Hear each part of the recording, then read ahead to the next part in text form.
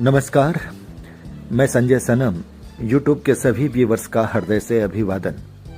Viewers, corona संक्रमण के उस काल में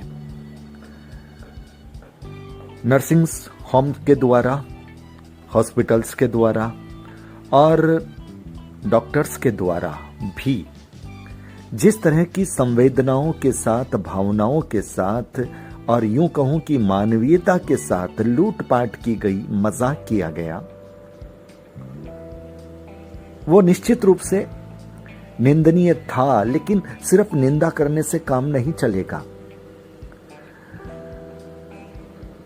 उस काल में, उस दौर में मध्यम वर्ग और मध्यम वर्ग से निचले तबके के लोगों ने जो तकलीफ सही, इस वजह से कि उनके पास आर्थिक समृद्धि नहीं थी। और जब कोई भी पारिवारिक जन अपने सहृदयी को, अपने पारिवारिक जन को इस वजह से वो उचित इलाज नहीं करा पाता कि उसके पास आर्थिक समृद्धि का वो ढांचा नहीं है, तो उसे बड़ी तकलीफ होती है। कहने को सरकारों ने बड़े बड़े दावे किए, राज्य सरकारों ने, लेकिन हकीकत में कुछ घटनाएं भी ऐसी घटी जिसमें यह भी कहा गया कि नर्सिंग होम के साथ, हॉस्पिटल्स के साथ सरकार की अलग से अपनी एक इंटीमेसी है और सरकार ये कहती है कि आपको इतने रुपए पहले लेने हैं। अब कितना सच है इस बात में, कितना झूठ, ईश्वर जाने। लेकिन आज एक खबर आ रही है बंगाल से, और जो स्वास्थ्य कमीशन है, हेल्थ कमीशन ने बंगाल के एक प्रतिष्ठित नर्सिंग होम वेलव्यू को फटकार लगाई है अधिक बिल बनाने के लिए, और उन्होंने 50,000 रुपया मरीज को लौटाने का आदेश दिया है। नंदकिशोर बाहेती के बड़े भाई उस वक्त डिवाइन से फिर वेलव्यू में उन्हें भर्ती कराना पड़ा, और उस वक्त जिस परिस्थिति में यह परिवार गुजरा, उस वक्त भी उन्होंने अपनी बात हमें बताई, मीडिया के लोगों को बताई। हमने भी अपनी बात उठाई, वीडियो बनाए, न्यूज़ दी, और दूसरी मीडिया के लोगों ने भी अपनी तरफ से ऐसे संवेदनशील विषयों को पूरी जोर से उठाया। लेकिन अफसोसजनक बात यह रही कि उस वक्त जो एक न्याय मिलना चाहिए था मरीज के परिजनों को, हॉस्पिटल्स के या नर्सिंग होम के प्रबंधकों के द्वारा, वो भी नहीं मिला। मतलब इस ढंग की जो घटनाएं हुई कि मरीज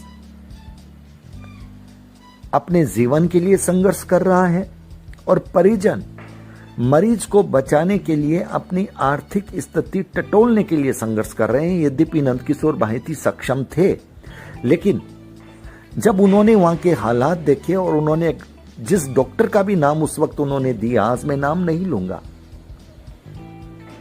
तो डॉक्टर की जो स्थिति थी कि वो बहुत खुले रूप से मांग करके पैसे लेता था, और उसने कुछ ऐसी भाषा का भी प्रयोग किया था जिससे ये इंगित था कि समृद्ध लोग बैठे हैं उनके सामने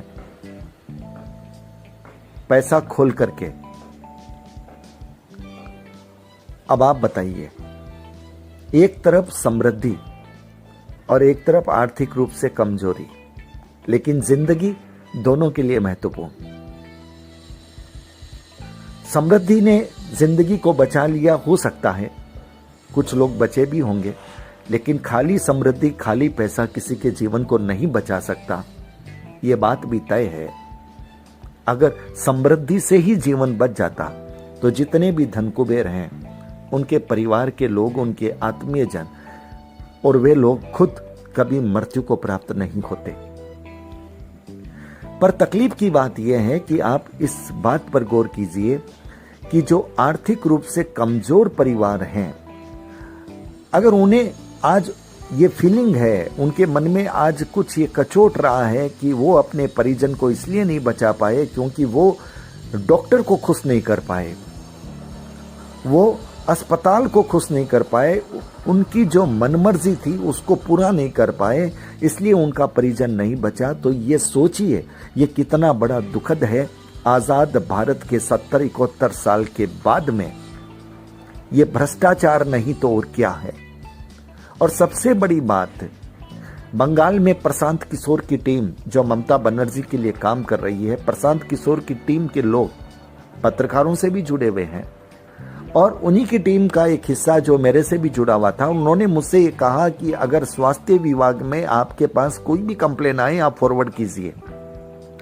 मैंने उनसे कहा कि देखिए ऐसी ऐसी तकलीफें आ रही है, लोग बोल रहे हैं फला हॉस्पिटल में जाते हैं तो पहले 1 लाख रुपए मांगते हैं, 1.5 लाख रुपए मांगते हैं एडमिशन के लिए और उसके बाद मनमर्जी का बिल बनाते हैं। तब मुझे कहा गया कि आप पूरी रिपोर्ट आप हमें भेजिए, क्योंकि ममता बनर्जी का स्पष्ट निर्देश है कि जनता के साथ किसी भी तरह का खिलवाड़ नहीं होना चाहिए, तो ये लोग नहीं कर सकते। लेकिन अफसोसजनक बात यह रही, जब नंद किशोर बाहिती जी के भाई का मैटर हमने उन तक भेजा, उसके बाद आज तक उनकी तरफ से कोई रिप्लाई नहीं आया। हमने 2 बार 3 बार रिमाइंडर भी किया। इसका मतलब क्या है? इसका मतलब साफ है, प्रशांत किशोर जी भी सिर्फ स्लोगन दे रहे हैं, सिर्फ नारेबाजी कर रहे हैं। वो घटनाओं पर सर्वेक्षण नहीं कर रहे, घटनाओं को ठीक करने का काम नहीं कर रहे, जिससे ममता बनर्जी की इमेज पर जो धक्का लगता है वो धक्का नहीं लगे।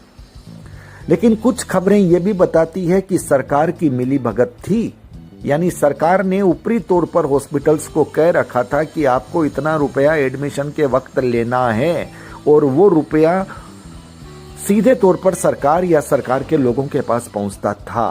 तब हम हॉस्पिटल्स को भी दोष कैसे दें? हो सकता है अगर इस तरह की घटना हुई है तो हॉस्पिटल्स भी मजबूर रहे होंगे। इस पूरे प्रकरण में आप देखिए संवेदनाओं का कितना मखौल हुआ है। मैं मानता हूं कुछ डॉक्टर्स, कुछ हॉस्पिटल्स कोरोना वॉरियर्स, कोरोना योद्धाओं की तरह मैदान में खड़े थे।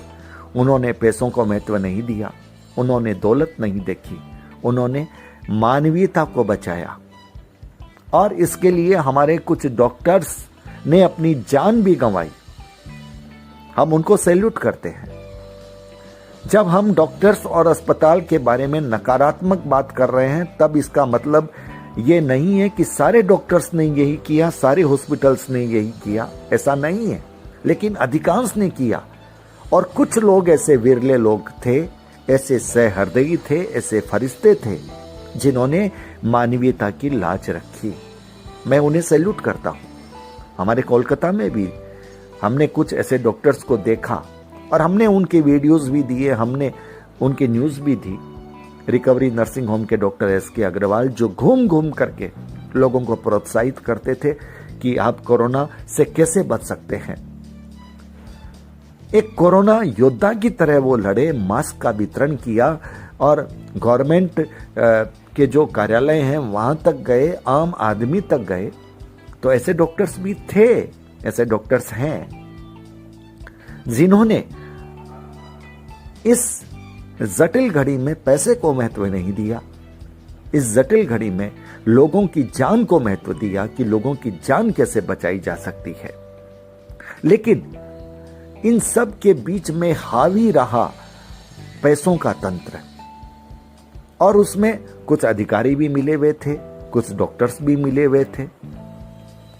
जो खबरें उस वक्त आई, उन खबरों से यही लगा कि मिली भगत से पूरा सिस्टम चल रहा है। अन्यथा क्या मजाल, अगर किसी हॉस्पिटल की, किसी भी नर्सिंग होम की अगर कोई कंप्लेंट जाए और सरकार अगर चाहे, प्रशासनिक अधिकारी का महकमा अगर चाहे, तो क्या उस पर कार्रवाई तत्काल नहीं हो सकती थी? क्या पीड़ित के परिजन को इस तरह की प्रक्रिया में हेल्थ कमीशन में चक्कर लगाने पड़ते और वो रिजल्ट अब मिलता। ये तकलीफ की बात थी। जब जिसको जान बचाने की आवश्यकता थी या परिजन को उस वक्त रिलीफ की आवश्यकता थी, वो रिलीफ उस वक्त नहीं मिली। अब अगर रिलीफ मिली भी और किसी का परिजन अगर चला गया, वो उस रिलीफ का क्या करे? क्या करे? उन भावनाओं के सामने, उस परिजन की जिंदगी के सामने अगर 25-50 लाख 2 लाख की रिलीफ अगर हेल्थ कमीशन ने दे भी दी तो वो कोई महत्व नहीं रखती। महत्व तभी रखता है कि जब रोगी को दवाई की आवश्यकता हो उस वक्त उसको दवाई मिले, जब परिजन को एक सपोर्ट की आवश्यकता हो, सरकारी तंत्र की, प्रशासनिक तंत्र की, अस्पताल के तंत्र की। डॉक्टर बदमाशी कर ले तो अस्पताल के प्रबंधक का दायित्व बनता है, क्योंकि इमेज किसकी जा रही है? इमेज उस अस्पताल की जा रही है, ब्रांड उसका खराब हो रहा है। और ये बड़े बड़े ब्रांड, वेलव्यू नर्सिंग होम एक बड़ा ब्रांड, और इस बड़े ब्रांड का कड़वा सच अगर ये निकले, अगर उसकी हकीकत ये निकले, तो फिर आप समझिए कितनी बड़ी ये दुर्घटना है। ये संवेदनाओं के साथ कितना बड़ा मखौल है, कितना बड़ा मजाक है, जो कोरोना संक्रमण के दौर में तकरीबन सभी प्रदेशों में कुछ अपवादों को छोड़ करके दिखा है। सभी तरफ से शिकायत आई है। बंगाल अपवाद नहीं रहा। बंगाल में भी बहुत जबरदस्त इस तरह का संवेदनाओं के साथ, भावनाओं के साथ मजाक हुआ है। हेल्थ कमीशन ने संज्ञान लिया है, ये अच्छी बात है, लेकिन बहुत सारे केसेज ऐसे आए हैं जब बहुत देरी से संज्ञान हुआ है। और 25-50 हजार रुपए का संज्ञान ये बड़ा महत्व नहीं रखता। अगर डॉक्टर ने गलती की है, उस डॉक्टर का रजिस्ट्रेशन खत्म होना चाहिए, उस डॉक्टर को जेल की सजा तक होनी चाहिए। आप जीवन को बचाने के तंत्र से हैं। जिस तरह से एक कमोडिटी का एक्ट होता है कि जो आवश्यक कमोडिटी होती है उसकी जमाखोरी नहीं हो सकती, ठीक इसी तरह से मेडिकल में भी अगर एक्ट है तो अच्छी बात है, उसका उपयोग होना चाहिए। अगर एक्ट नहीं है तो एक ऐसा एक्ट आना चाहिए कि मेडिकल क्षेत्र के लोग कभी भी इस तरह की हरकत नहीं करें, और जो ऐसा पाया जाए उसको दंडित किया जाए, और जो लोग अच्छा काम कर रहे हैं उन्हें सम्मानित किया जाए, उन्हें पुरस्कृत किया जाए। और मैं फिर कहूंगा, सिर्फ सम्मान से काम नहीं होता, उन्हें सम्मान के साथ उन्हें उचित दौलत भी दी जाए, तभी लोग प्रोत्साहित हो सकेंगे। लोगों को प्रोत्साहन देना और अच्छे लोगों को प्रोत्साहन देना, यह समाज का भी काम है, ये सरकारों का भी काम है, ये प्रशासन का भी काम है। तो समाज के लोगों को भी अब ये सोचना चाहिए कि उस काल में जिन अच्छे डॉक्टर्स ने अपना जीवन लगाया, अपने आप को खपाया, अपने जीवन की परवाह नहीं की, उन डॉक्टरों का सम्मान होना चाहिए सामाजिक फोरम पर, और सरकारी फोरम पर भी उनका नाम जाना चाहिए। और जिन लोगों ने गलत किया उन्हें दंडित किया जाना चाहिए। मैं दंडित करने की बात कर रहा हूं, तब मैं हिंसा की बात नहीं कर रहा हूं, कृपया इसे गलत अर्थ में न लें। दंडित भारतीय कानून के अंतर्गत होना चाहिए। दंडित अस्पताल प्रबंधकों को भी करना चाहिए। अस्पताल प्रबंधकों ने अगर गलती की है तो उनको भी दंडित किया जाना चाहिए। और बहुत सारे मामले ऐसे आए हैं जिसमें अस्पताल प्रबंधकों ने भी बहुत बड़ी गलती की है। हालांकि नंदकिशोर बाहिती जी के भाई का जो ये मामला रहा, उसमें जो खबर मेरे पास आ रही है, उस डॉक्टर को अस्पताल प्रबंधकों ने अब अपनी हॉस्पिटल से निकाल दिया है। लेकिन ये बहुत देरी से हुई है, जो भी कार्रवाई हुई है बहुत देरी से हुई है, क्योंकि जिस वक्त मरीज के परिजन अस्पताल प्रबंधक से शिकायत कर रहे थे, उस वक्त अस्पताल प्रबंधक भी अड़ा हुआ था। अस्पताल प्रबंधक ने भी मरीज के परिजनों से बहुत सौहार्द के साथ बात नहीं की। यह नंदकिशोर बाहिती जी ने उस वक्त हमें बताया था। तो ये जो घटनाएं हैं वो मानवीयता पर कलंक है। लेकिन सरकार को चाहिए, प्रशासनिक महकमे को चाहिए और समाजों को चाहिए कि ऐसे लोगों को चिन्हित करें। जिन लोगों ने अच्छा काम किया है उन्हें पुरस्कृत करें, उन्हें सम्मानित करें। जिन लोगों ने गलत काम किया है उन्हें भारतीय कानून के अनुसार और सामाजिक व्यवस्था के अनुसार उन्हें दंडित किया जाए। तो व्यूअर्स, वीडियो को लाइक कीजिएगा, शेयर कीजिएगा। चैनल पर अगर नए आए हैं तो सब्सक्राइब करना मत भूलिएगा, बेल बटन को दबा दीजिएगा। बहुत बहुत आभार, नमस्कार।